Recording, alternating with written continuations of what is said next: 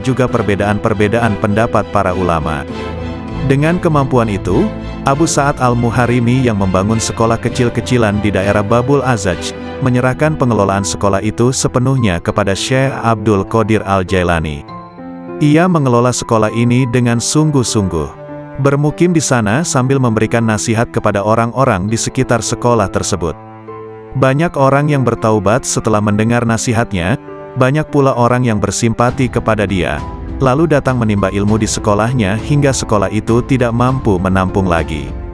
Syekh Abdul Qadir Al-Jailani, nama asli beliau ialah Muhyiddin Abu Muhammad Abdul Qadir. Beliau adalah keturunan Rasulullah, melalui putri baginda Siti Fatimah Al-Zahra. Beliau adalah seorang ahli sufi yang tidak asing lagi di dunia Islam, sehingga terdapat satu aliran tarikat yang diasaskannya yaitu Tarikat Qadariyah.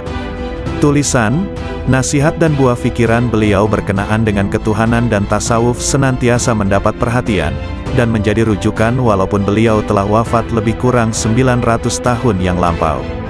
Sebagai seorang ulama terkenal di masa lalu, hingga kini pun masih dikenang oleh kaum muslimin di seluruh dunia, karena kesolihannya dan keilmuannya yang sangat tinggi dalam bidang ilmu dan hikmah, terutama bidang tasawuf dalam Islam.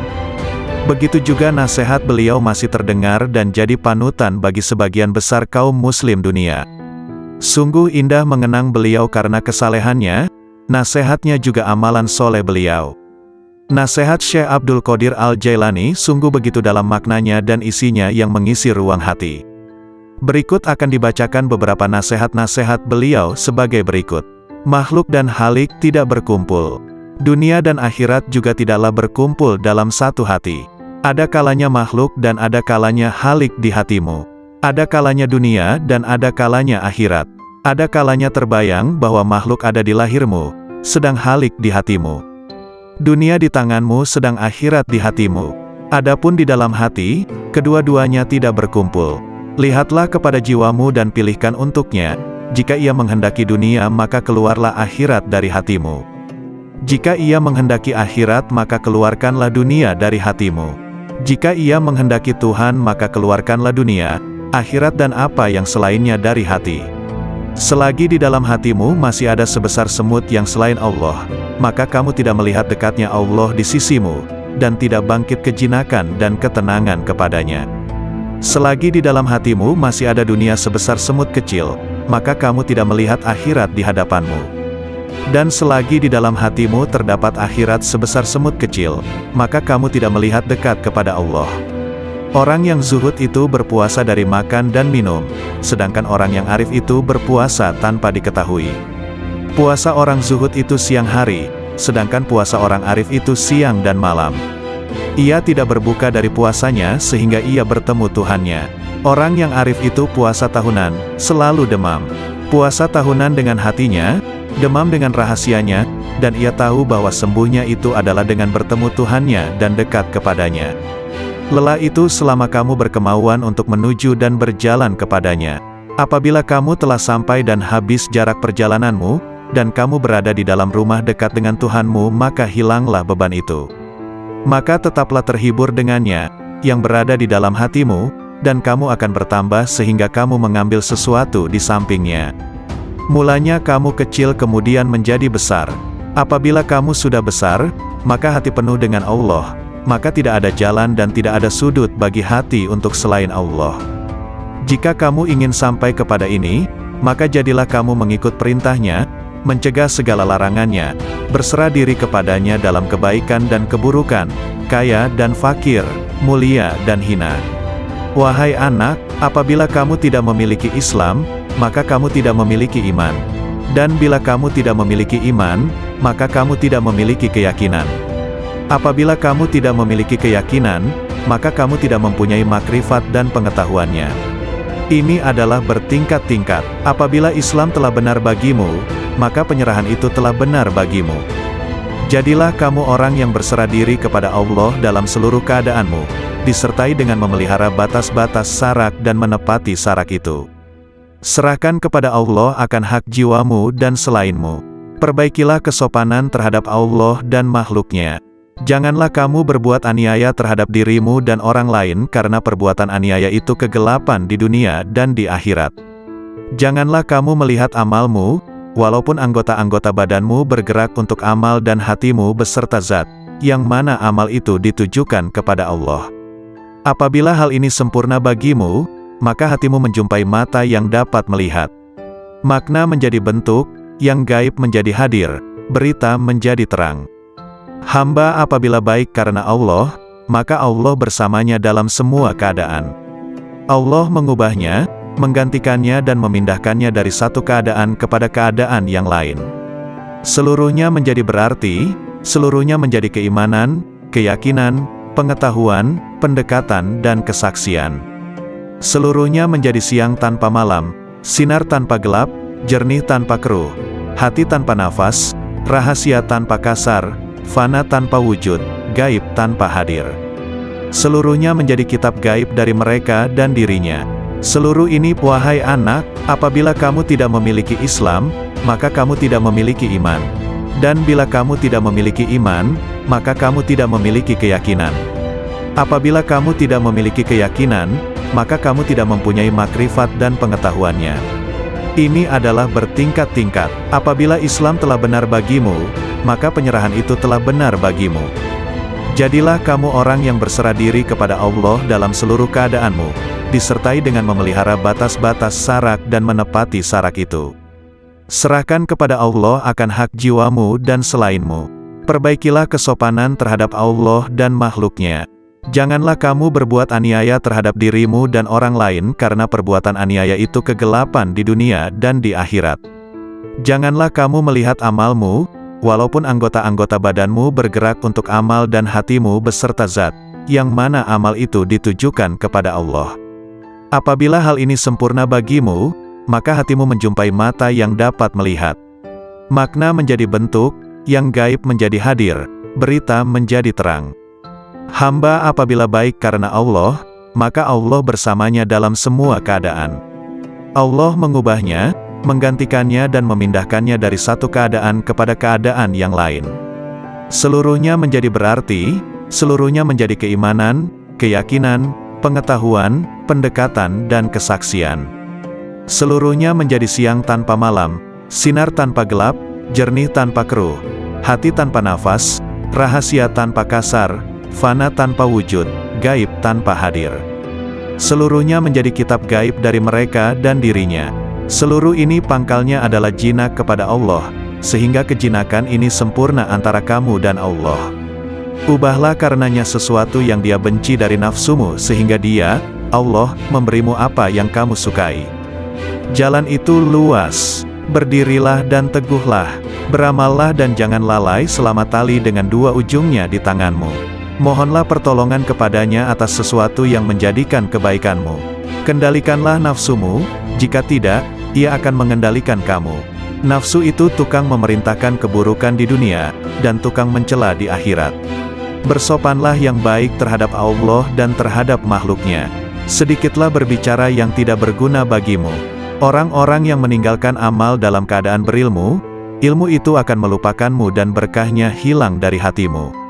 Wahai orang-orang yang bodoh, seandainya kamu mengetahui Allah, niscaya kamu mengetahui siksaan-siksaannya.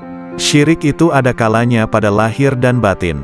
Syirik lahir ialah menyembah berhala, sedangkan syirik batin ialah berpegang kepada makhluk dan memandang mereka dapat memberi kemudaratan dan manfaat. Wahai anak, janganlah kamu menuntut sesuatu kepada seseorang. Dan jika kamu mampu untuk memberi dan tidak mengambil, maka lakukanlah. Kamu melayani dan kamu tidak minta dilayani oleh orang lain, maka lakukanlah. Suatu kaum itu disibukkan untuk memberi kepada makhluk. Mereka mengambil dan memberi, mengambil dari karunia dan rahmat Allah dan memberikan kepada fakir dan miskin yang ditimpa kesempitan. Mereka tunaikan hutang orang yang berhutang yang tiada kuasa untuk melunaskannya. Mereka adalah raja-raja, bukan raja-raja dunia, karena raja-raja dunia itu mengambil dan tidak memberi, sedangkan kaum itu mengutamakan orang lain dan menunggu-nunggu orang yang tidak hadir. Mereka mengambil dari tangan Allah bukan tangan makhluk. Usaha anggota badan mereka untuk makhluk, sedangkan usaha hati mereka untuk mereka sendiri. Mereka berinfak, Memberikan harta, itu karena Allah bukan karena hawa nafsu, bukan karena pujian dan sanjungan. Tinggalkan kaum yang sombong terhadap Allah dan terhadap makhluk, karena sombong itu termasuk sifat orang-orang pemaksa, yang mana mereka dibenamkan ke dalam neraka jahanam. Apabila kamu marah kepada Allah, maka kamu sombong kepadanya. Jadikanlah akhiratmu itu sebagai modalmu, dan jadikan dunia itu sebagai keuntunganmu. Gunakanlah seluruh waktumu untuk menghasilkan akhiratmu. Lalu apabila dari waktumu itu ada sedikit yang tersisa, maka gunakanlah untuk berusaha dalam urusan duniamu dan mencari penghidupanmu. Nasihatilah dirimu terlebih dahulu, barulah kemudian menasihati orang lain. Kamu harus lebih memperhatikan nasib dirimu. Janganlah kamu menoleh pada orang lain, sedangkan dalam dirimu masih ada sesuatu yang harus diperbaiki. Janganlah kamu takut kepada makhluk dan janganlah kamu berharap kepada mereka, karena hal itu menunjukkan betapa lemahnya imanmu. Hendaklah engkau istiqomah dalam cita-citamu, sehingga engkau memperoleh ketinggian, karena Allah Subhanahu wa Ta'ala akan memberimu sesuatu yang layak dengan cita-citamu, dengan kebenaran dan keikhlasanmu. Bersungguh-sungguhlah engkau, songsong dan kejarlah, karena sesuatu itu tidak akan datang kepadamu begitu saja tanpa berusaha memperolehnya, sedangkan engkau mempunyai kewajiban untuk melakukan amal kebaikan sebagaimana engkau diwajibkan untuk mencari rezeki.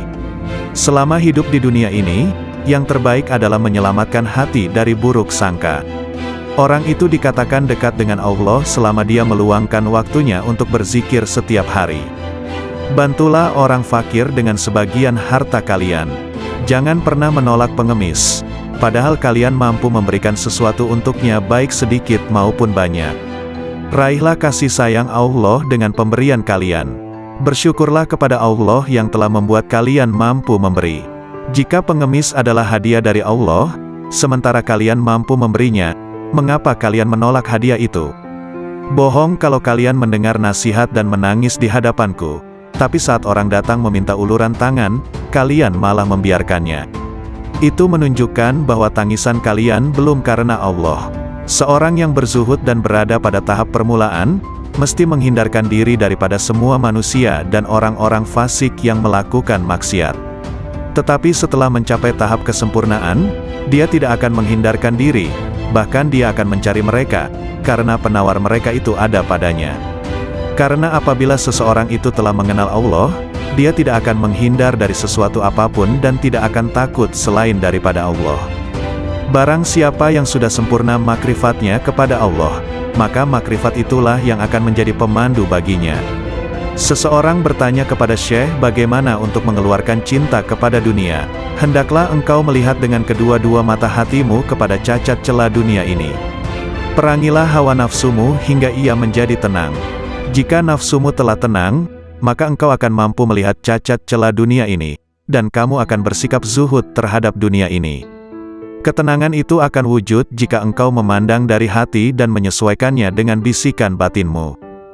Jika engkau menginginkan kemakrifatan kepada Allah, maka engkau ridalah dengan koda dan kadarnya, dan janganlah engkau jadikan nafsu, syahwat, perangai, dan keinginanmu sebagai sekutu baginya dalam kedua-dua hal tersebut. Tundukkan nafsumu sebelum engkau ditundukkannya. Disampaikan di Madrasah Al-Mamurah, hari Ahad pagi, 3 Syawal 545 Hijriah. Sesungguhnya, siapa yang ingin memperbaiki dirinya, maka hendaklah dia berlatih memerangi nafsunya, sehingga dirinya bebas daripada cengkeraman nafsu karena seluruh nafsu itu mengajak kepada kejahatan.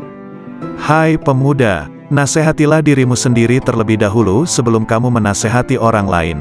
Janganlah engkau berlebih-lebihan dalam menasihati orang lain sedangkan dalam dirimu sendiri masih bersemayam sesuatu yang engkau perlu perbaiki. Celakalah engkau, sekiranya engkau tahu bagaimana membersihkan orang lain, sedangkan engkau buta untuk membersihkan dirimu sendiri. Bagaimana seorang yang buta dapat memimpin orang lain? Wahai hati, wahai roh, wahai manusia, wahai jin, wahai orang-orang yang berharap kepada Maharaja, marilah kita ketuk pintu Maharaja. Bersegeralah kamu kepada Allah dengan tapak hatimu, dengan tapak takwa dan tauhid kamu, makrifat dan kewarakan kamu yang tinggi, kezuhudan kamu di dunia, di akhirat dan di dalam sesuatu selain daripada yang berkaitan secara langsung dengan Tuhanmu. Segera mencapai pintu taubat. Ahad, 10 Syawal 545 Hijriah. Sabda Rasulullah, barang siapa yang dibukakan pintu kebaikan, maka hendaklah dia mencapainya, karena sesungguhnya ia tidak mengetahui, bila pintu itu akan tertutup baginya. Wahai pemuda, bertaubatlah kamu. Bukankah kamu telah melihat, bahwa Allah akan menguji kamu dengan berbagai dugaan hingga kamu bertaubat? Sementara engkau tidak berpikir, malahan engkau bertahan dalam kedurhakaanmu itu. Senantiasa rida dengan Allah.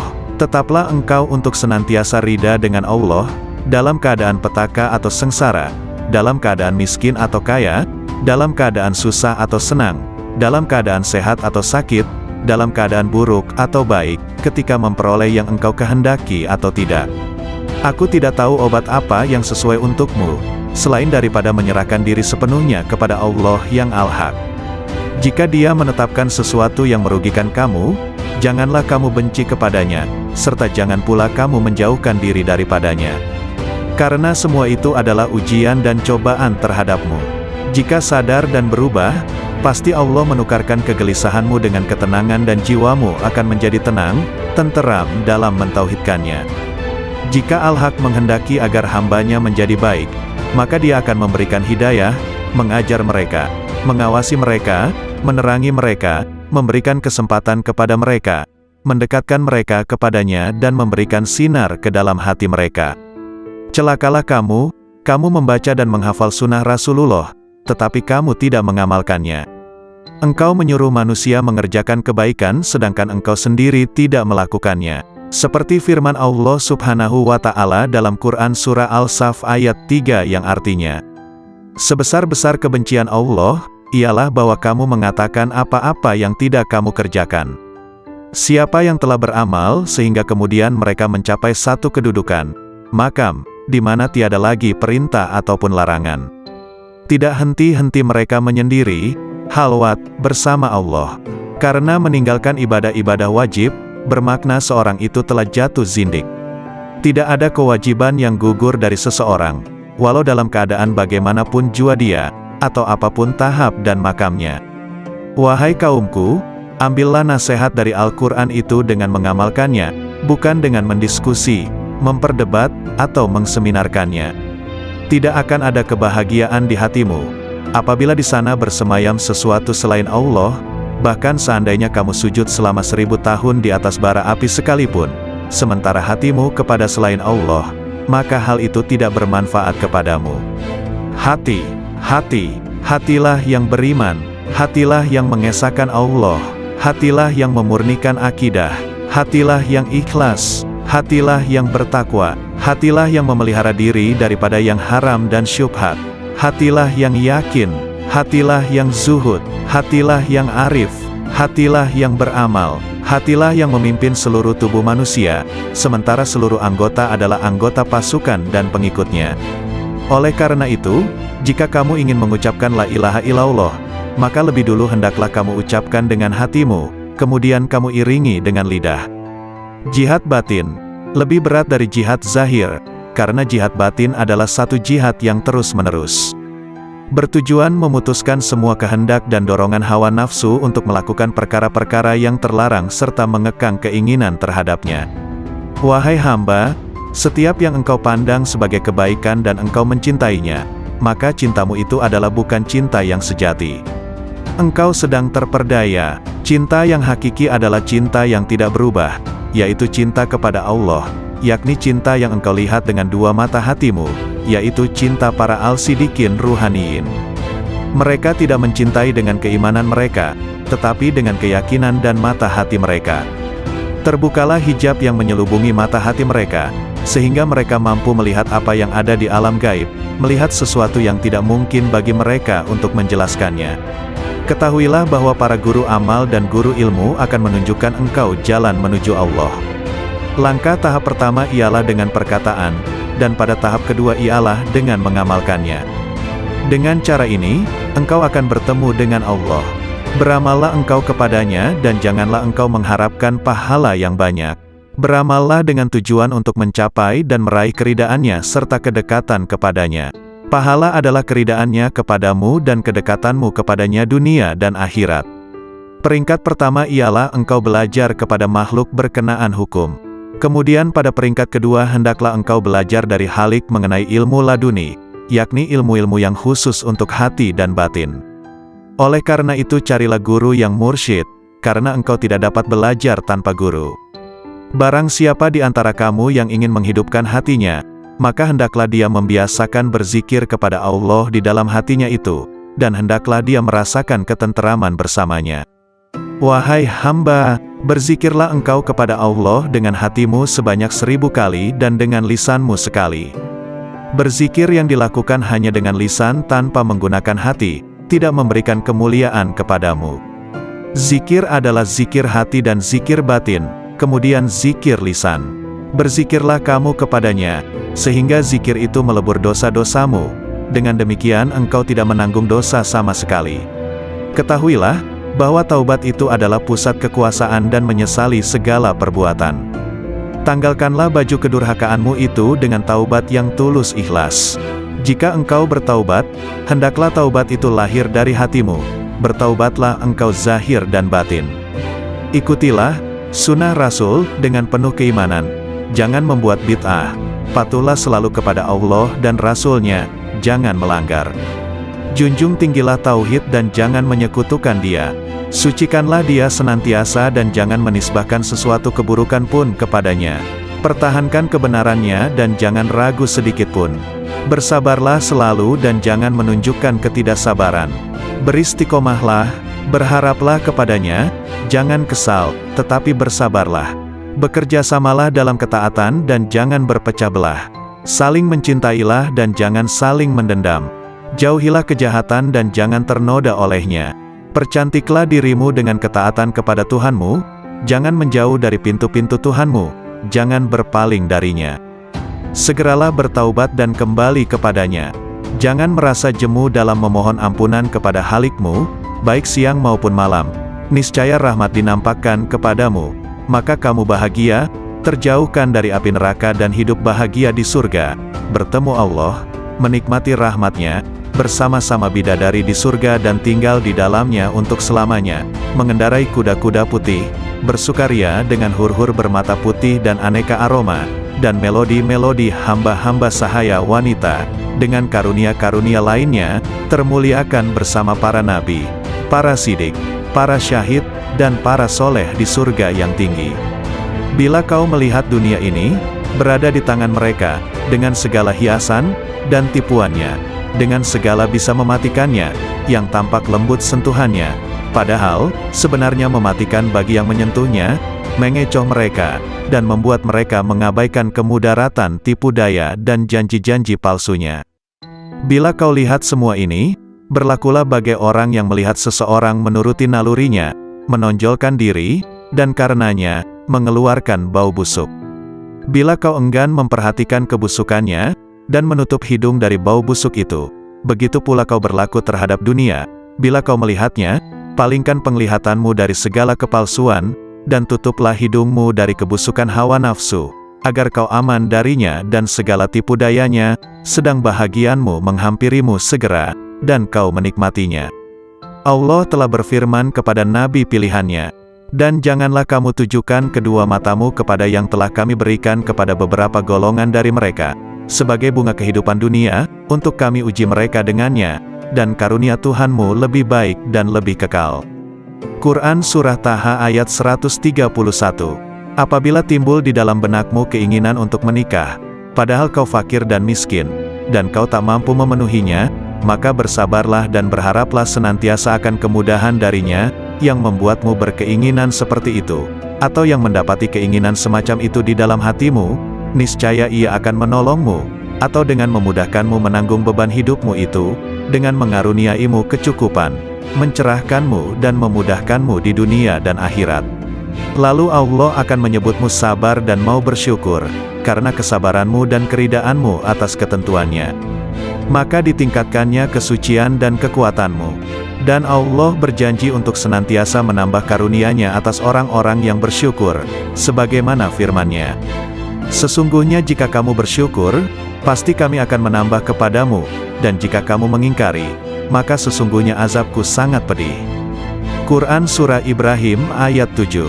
Maka bersabarlah, tentanglah hawa nafsumu, dan berpegang teguhlah pada perintah-perintahnya. Ridalah atas takdir yang maha kuasa, dan berharaplah akan ridha dan karunia-Nya.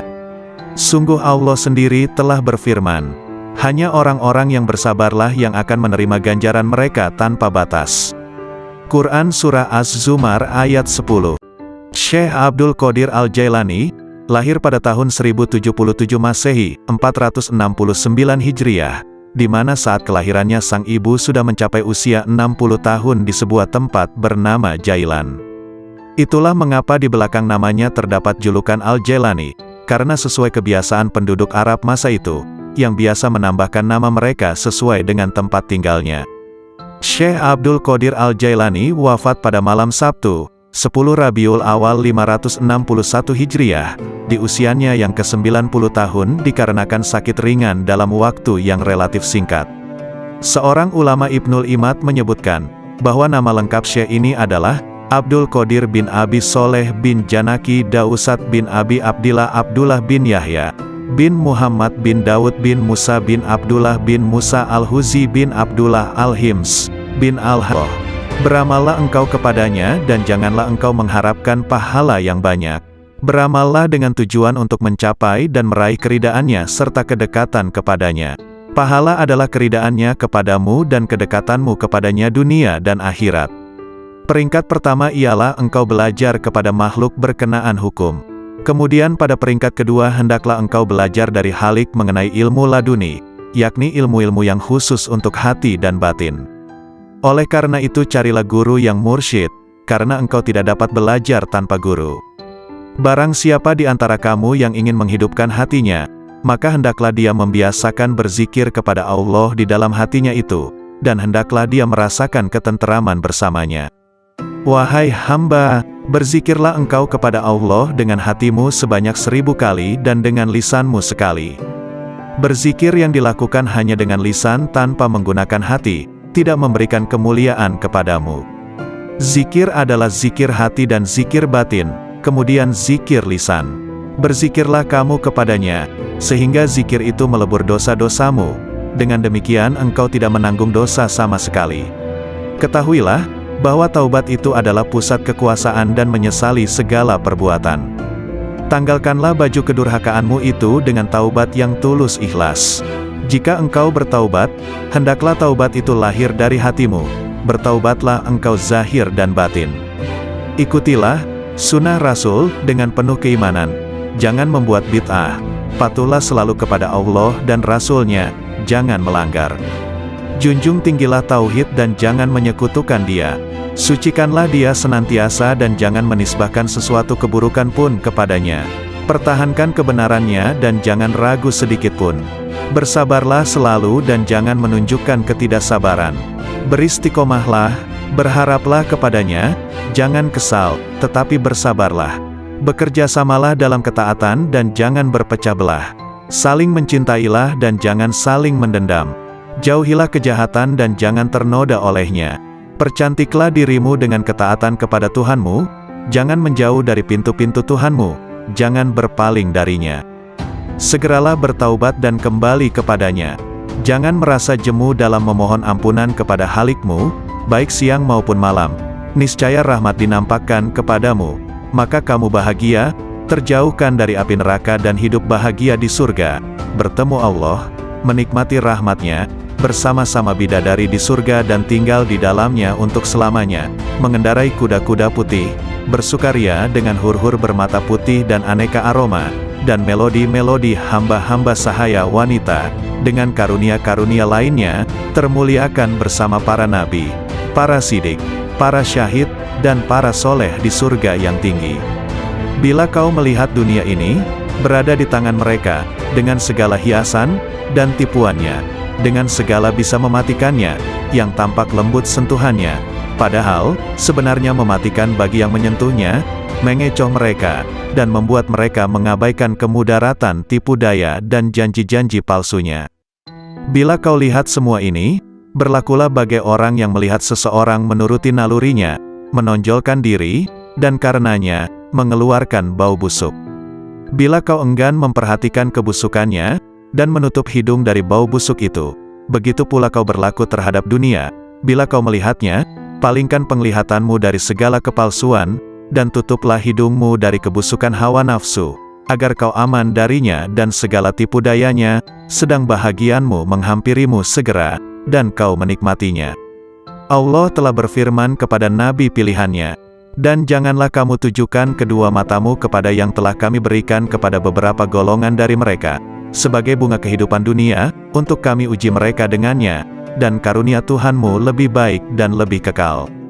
Quran Surah Taha ayat 131. Apabila timbul di dalam benakmu keinginan untuk menikah, padahal kau fakir dan miskin, dan kau tak mampu memenuhinya, maka bersabarlah dan berharaplah senantiasa akan kemudahan darinya, yang membuatmu berkeinginan seperti itu, atau yang mendapati keinginan semacam itu di dalam hatimu, niscaya ia akan menolongmu, atau dengan memudahkanmu menanggung beban hidupmu itu, dengan mengaruniaimu kecukupan, mencerahkanmu dan memudahkanmu di dunia dan akhirat. Lalu Allah akan menyebutmu sabar dan mau bersyukur, karena kesabaranmu dan keridaanmu atas ketentuannya. Maka ditingkatkannya kesucian dan kekuatanmu. Dan Allah berjanji untuk senantiasa menambah karunia-Nya atas orang-orang yang bersyukur, sebagaimana firman-Nya. Sesungguhnya jika kamu bersyukur, pasti kami akan menambah kepadamu, dan jika kamu mengingkari, maka sesungguhnya azabku sangat pedih. Quran Surah Ibrahim ayat 7. Maka bersabarlah, tentanglah hawa nafsumu, dan berpegang teguhlah pada perintah-perintahnya. Ridalah atas takdir yang maha kuasa, dan berharaplah akan ridha dan karunia-Nya. Sungguh Allah sendiri telah berfirman, hanya orang-orang yang bersabarlah yang akan menerima ganjaran mereka tanpa batas. Quran Surah Az-Zumar ayat 10. Syekh Abdul Qadir Al-Jailani, lahir pada tahun 1077 Masehi, 469 Hijriah, di mana saat kelahirannya sang ibu sudah mencapai usia 60 tahun di sebuah tempat bernama Jailan.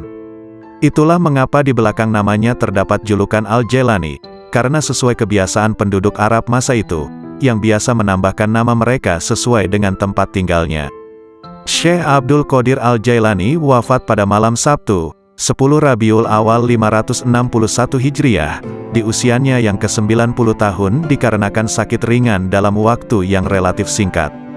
Seorang ulama Ibnul Imad menyebutkan, bahwa nama lengkap Syekh ini adalah Abdul Qadir bin Abi Soleh bin Janaki Dausat bin Abi Abdillah Abdullah bin Yahya, bin Muhammad bin Daud bin Musa bin Abdullah bin Musa Al-Huzi bin Abdullah Al-Hims, bin Al-Hasan Al-Musana bin Al-Hasan bin Ali bin Abi Tholib Al-Jailani. Dalam usia 18 tahun, ia sudah meninggalkan Jilan menuju Baghdad pada tahun 488 Hijriah, 1095 Masehi. Karena tidak diterima belajar di Madrasah Nizamiyah, Baghdad, yang waktu itu dipimpin Ahmad Al-Ghazali, yang menggantikan saudaranya Abu Hamid Al-Ghazali.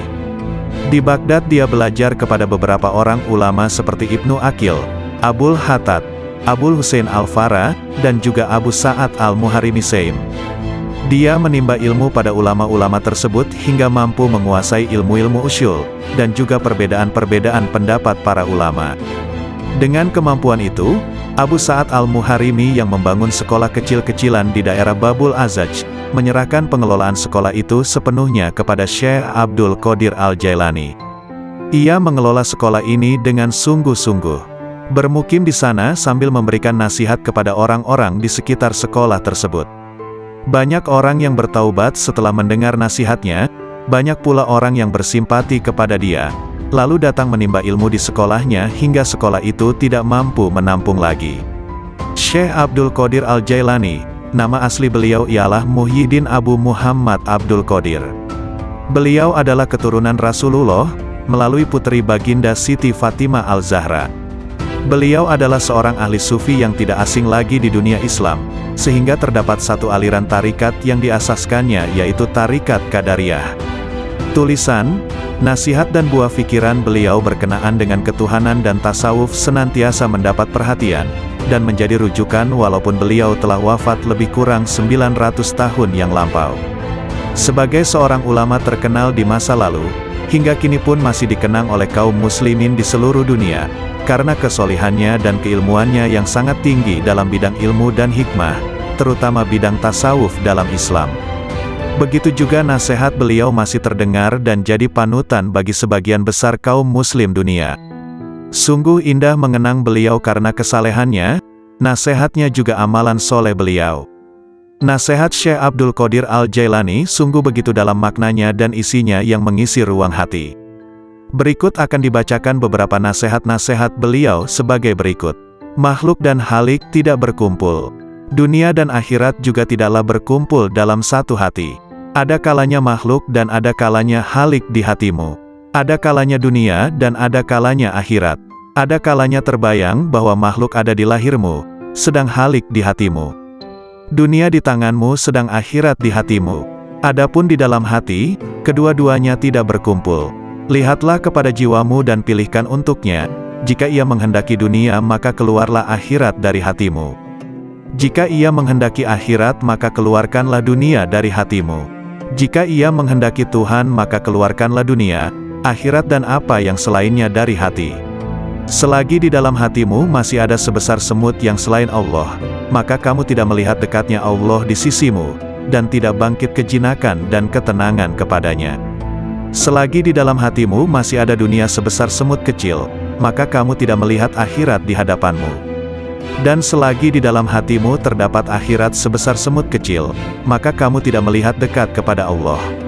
Orang yang zuhud itu berpuasa dari makan dan minum, sedangkan orang yang arif itu berpuasa tanpa diketahui. Puasa orang zuhud itu siang hari, sedangkan puasa orang arif itu siang dan malam. Ia tidak berbuka dari puasanya sehingga ia bertemu Tuhannya. Orang yang arif itu puasa tahunan, selalu demam. Puasa tahunan dengan hatinya, demam dengan rahasianya, dan ia tahu bahwa sembuhnya itu adalah dengan bertemu Tuhannya dan dekat kepadanya. Lelah itu selama kamu berkemauan untuk menuju dan berjalan kepadanya. Apabila kamu telah sampai dan habis jarak perjalananmu, dan kamu berada di dalam rumah dekat dengan Tuhanmu, maka hilanglah beban itu. Maka tetaplah terhibur dengannya, yang berada di dalam hatimu, dan kamu akan bertambah sehingga kamu mengambil sesuatu di sampingnya. Mulanya kamu kecil kemudian menjadi besar. Apabila kamu sudah besar, maka hati penuh dengan Allah, maka tidak ada jalan dan tidak ada sudut bagi hati untuk selain Allah. Jika kamu ingin sampai kepada ini, maka jadilah kamu mengikut perintahnya, mencegah segala larangannya, berserah diri kepadanya dalam kebaikan dan keburukan, kaya dan fakir, mulia dan hina. Wahai anak, apabila kamu tidak memiliki Islam, maka kamu tidak memiliki iman. Dan bila kamu tidak memiliki iman, maka kamu tidak memiliki keyakinan. Apabila kamu tidak memiliki keyakinan, maka kamu tidak mempunyai makrifat dan pengetahuannya. Ini adalah bertingkat-tingkat. Apabila Islam telah benar bagimu, maka penyerahan itu telah benar bagimu. Jadilah kamu orang yang berserah diri kepada Allah dalam seluruh keadaanmu, disertai dengan memelihara batas-batas sarak dan menepati sarak itu. Serahkan kepada Allah akan hak jiwamu dan selainmu. Perbaikilah kesopanan terhadap Allah dan makhluknya. Janganlah kamu berbuat aniaya terhadap dirimu dan orang lain karena perbuatan aniaya itu kegelapan di dunia dan di akhirat. Janganlah kamu melihat amalmu, walaupun anggota-anggota badanmu bergerak untuk amal dan hatimu beserta zat, yang mana amal itu ditujukan kepada Allah. Apabila hal ini sempurna bagimu, maka hatimu menjumpai mata yang dapat melihat.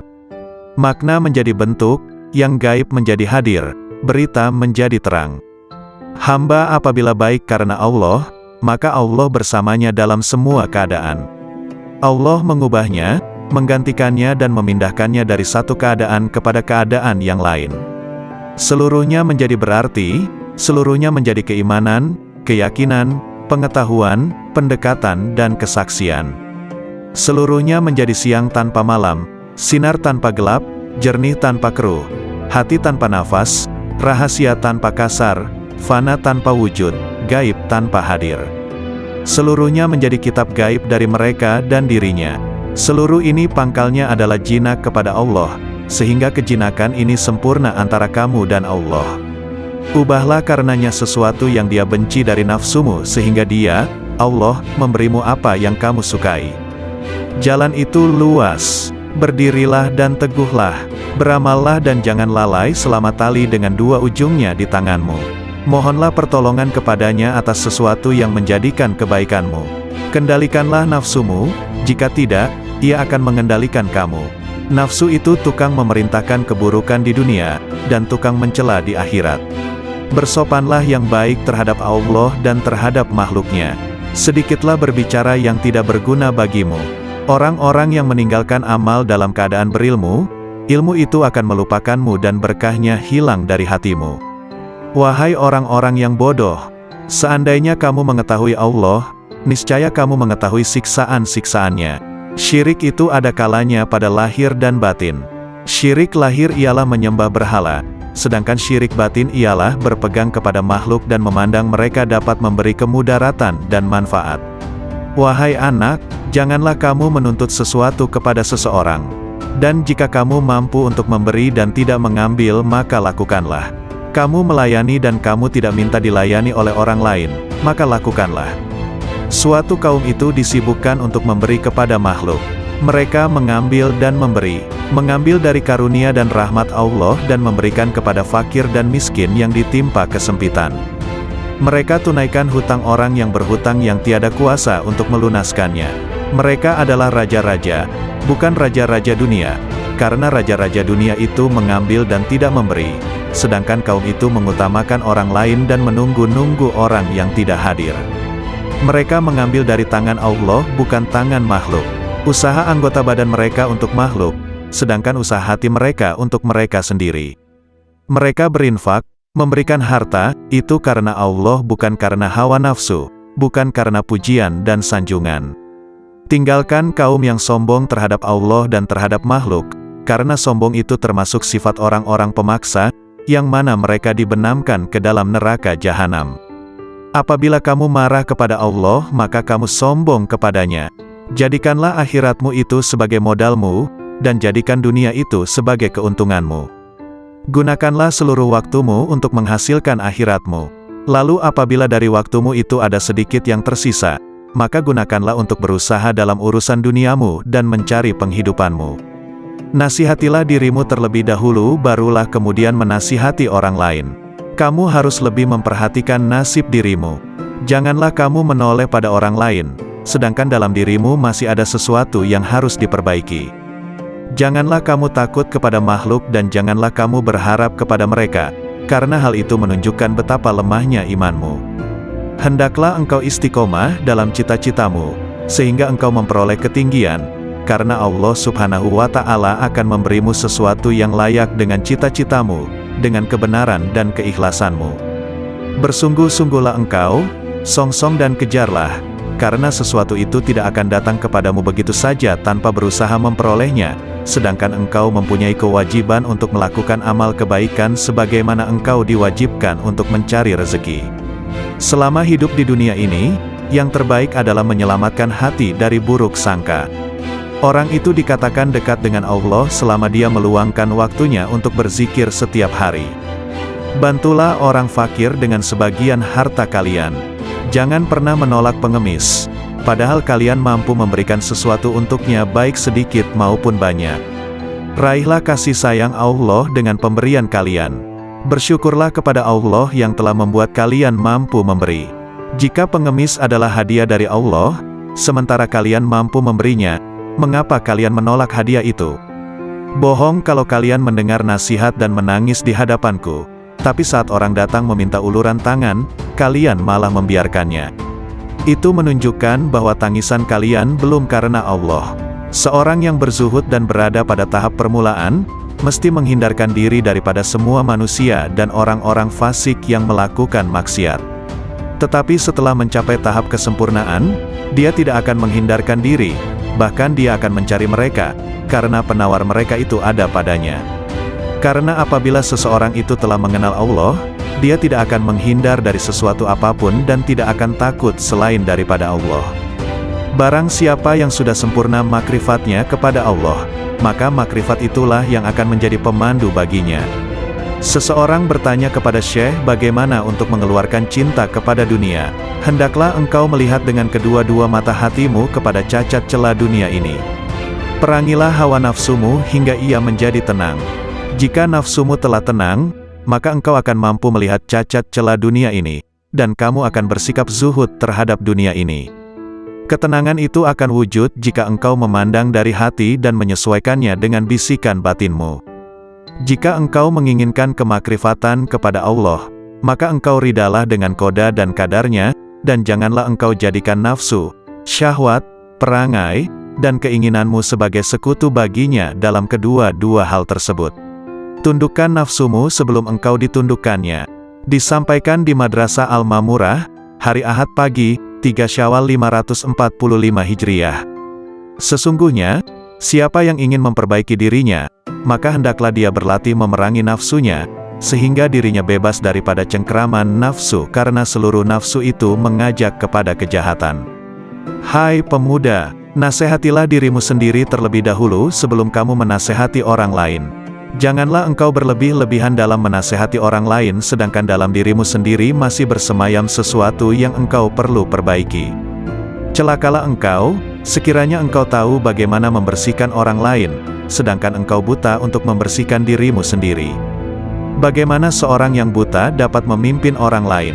Wahai hati, wahai roh, wahai manusia, wahai jin, wahai orang-orang yang berharap kepada Maharaja, marilah kita ketuk pintu Maharaja. Bersegeralah kamu kepada Allah dengan tapak hatimu, dengan tapak takwa dan tauhid kamu, makrifat dan kewarakan kamu yang tinggi, kezuhudan kamu di dunia, di akhirat dan di dalam sesuatu selain daripada yang berkaitan secara langsung dengan Tuhanmu. Segera mencapai pintu taubat. Ahad, 10 Syawal 504 yang tinggi. Bila kau melihat dunia ini, berada di tangan mereka, dengan segala hiasan, dan tipuannya, dengan segala bisa mematikannya, yang tampak lembut sentuhannya, padahal, sebenarnya mematikan bagi yang menyentuhnya, mengecoh mereka, dan membuat mereka mengabaikan kemudaratan tipu daya dan janji-janji palsunya.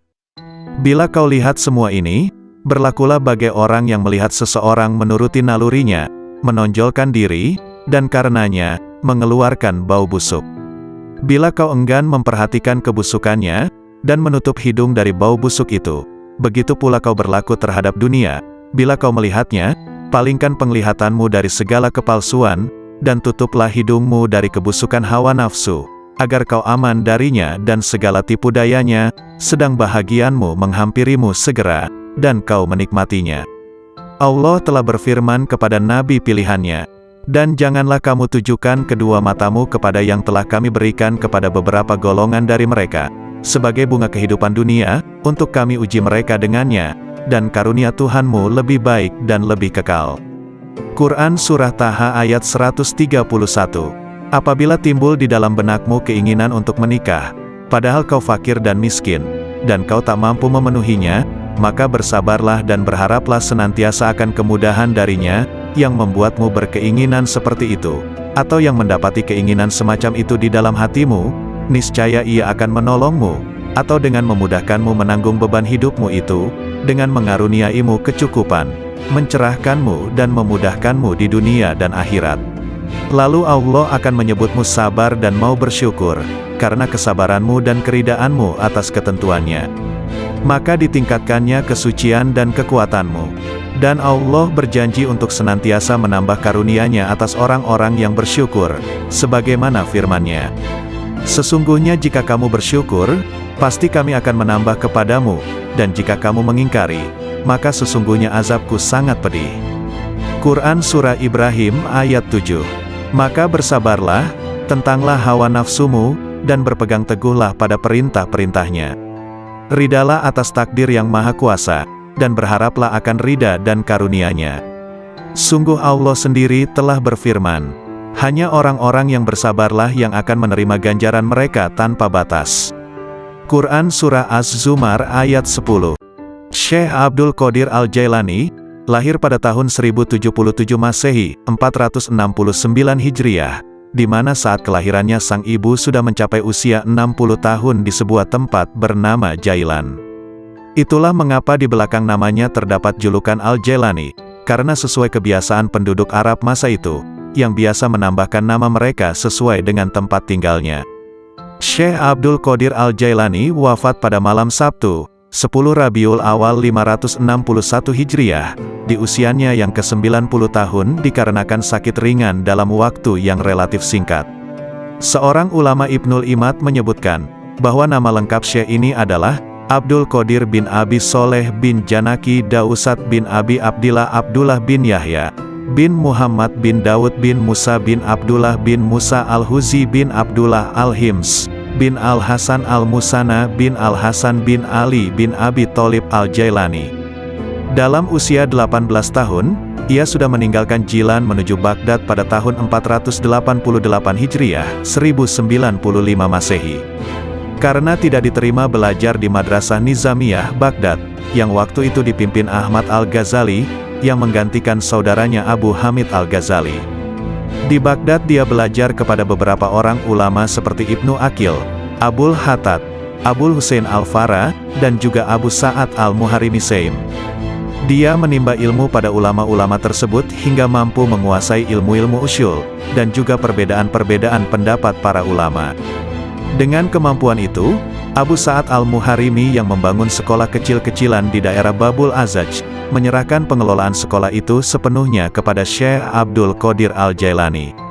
Ia mengelola sekolah ini dengan sungguh-sungguh, bermukim di sana sambil memberikan nasihat kepada orang-orang di sekitar sekolah tersebut.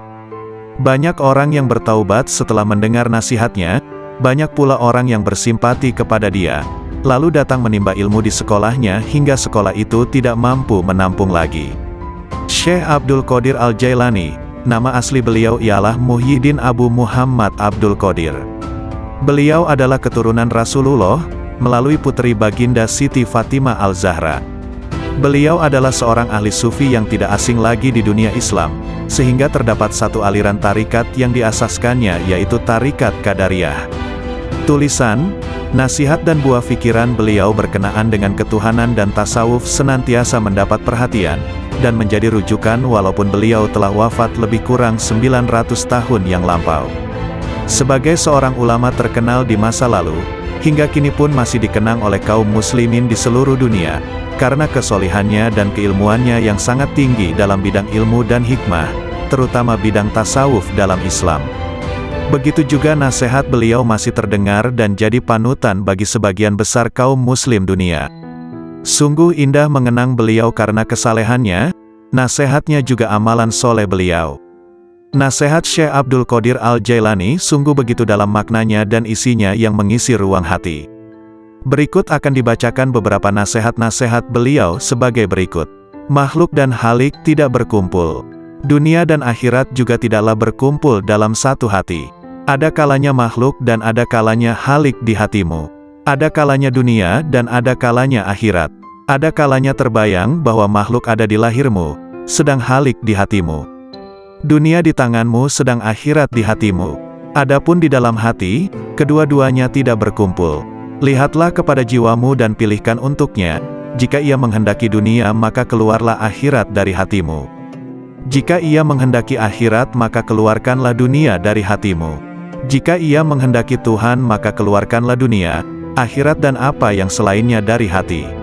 Selagi di dalam hatimu masih ada sebesar semut yang selain Allah, maka kamu tidak melihat dekatnya Allah di sisimu, dan tidak bangkit kejinakan dan ketenangan kepadanya. Selagi di dalam hatimu masih ada dunia sebesar semut kecil, maka kamu tidak melihat akhirat di hadapanmu. Dan selagi di dalam hatimu terdapat akhirat sebesar semut kecil, maka kamu tidak melihat dekat kepada Allah. Orang yang zuhud itu berpuasa dari makan dan minum, sedangkan orang yang arif itu berpuasa tanpa diketahui. Puasa orang zuhud itu siang hari, sedangkan puasa orang arif itu siang dan malam. Ia tidak berbuka dari puasanya sehingga ia bertemu Tuhannya. Orang yang arif itu puasa tahunan, selalu demam. Puasa tahunan dengan hatinya, demam dengan rahasianya, dan ia tahu bahwa sembuhnya itu adalah dengan bertemu Tuhannya dan dekat kepadanya. Lelah itu selama kamu berkemauan untuk menuju dan berjalan kepadanya. Apabila kamu telah sampai dan habis jarak perjalananmu, dan kamu berada di dalam rumah dekat dengan Tuhanmu, maka hilanglah beban itu. Maka tetaplah terhibur dengannya, yang berada di dalam hatimu, dan kamu akan bertambah sehingga kamu mengambil sesuatu di sampingnya. Mulanya kamu kecil kemudian menjadi besar. Apabila kamu sudah besar, maka hati penuh dengan Allah, maka tidak ada jalan dan tidak ada sudut bagi hati untuk selain Allah. Jika kamu ingin sampai kepada ini, maka jadilah kamu mengikut perintahnya, mencegah segala larangannya, berserah diri kepadanya dalam kebaikan dan keburukan, kaya dan fakir, mulia dan hina. Wahai anak, apabila kamu tidak memiliki Islam, maka kamu tidak memiliki iman. Dan bila kamu tidak memiliki iman, maka kamu tidak memiliki keyakinan. Apabila kamu tidak memiliki keyakinan, maka kamu tidak mempunyai makrifat dan pengetahuannya. Ini adalah bertingkat-tingkat. Apabila Islam telah benar bagimu, maka penyerahan itu telah benar bagimu. Jadilah kamu orang yang berserah diri kepada Allah dalam seluruh keadaanmu, disertai dengan memelihara batas-batas syarak dan menepati syarak itu. Serahkan kepada Allah akan hak jiwamu dan selainmu. Perbaikilah kesopanan terhadap Allah dan makhluknya. Janganlah kamu berbuat aniaya terhadap dirimu dan orang lain karena perbuatan aniaya itu kegelapan di dunia dan di akhirat. Janganlah kamu melihat amalmu, walaupun anggota-anggota badanmu bergerak untuk amal dan hatimu beserta zat, yang mana amal itu ditujukan kepada Allah. Apabila hal ini sempurna bagimu, maka hatimu menjumpai mata yang dapat melihat. Makna menjadi bentuk, yang gaib menjadi hadir, berita menjadi terang. Hamba apabila baik karena Allah, maka Allah bersamanya dalam semua keadaan. Allah mengubahnya, menggantikannya dan memindahkannya dari satu keadaan kepada keadaan yang lain. Seluruhnya menjadi berarti, seluruhnya menjadi keimanan, keyakinan, pengetahuan, pendekatan dan kesaksian.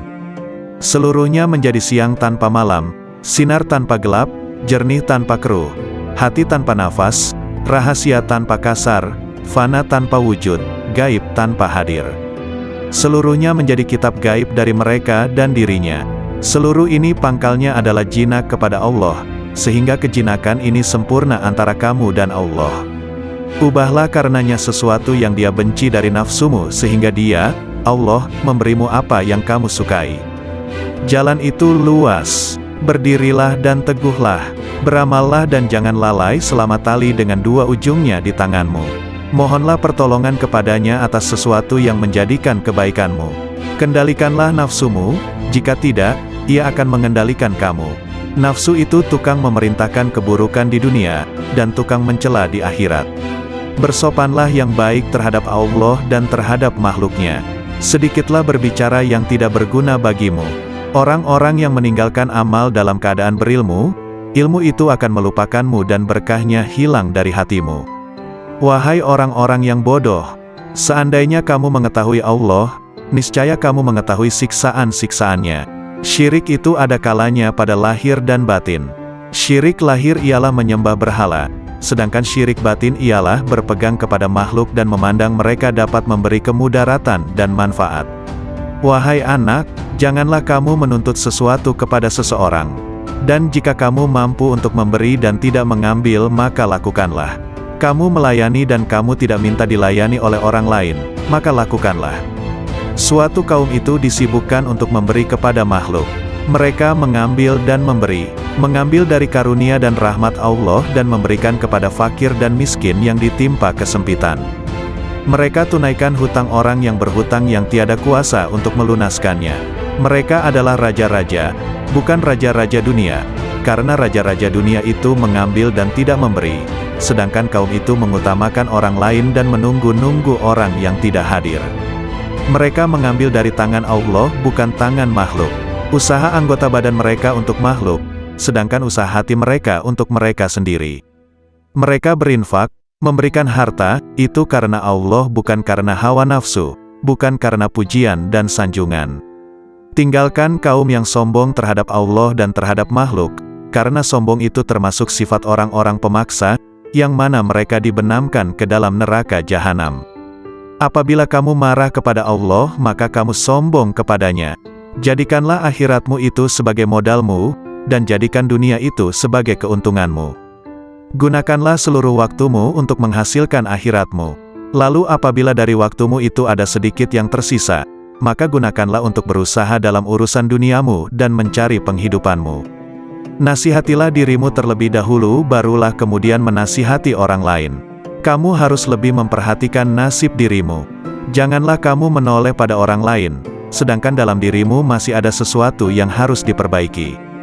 Janganlah kamu takut kepada makhluk dan janganlah kamu berharap kepada mereka, karena hal itu menunjukkan betapa lemahnya imanmu.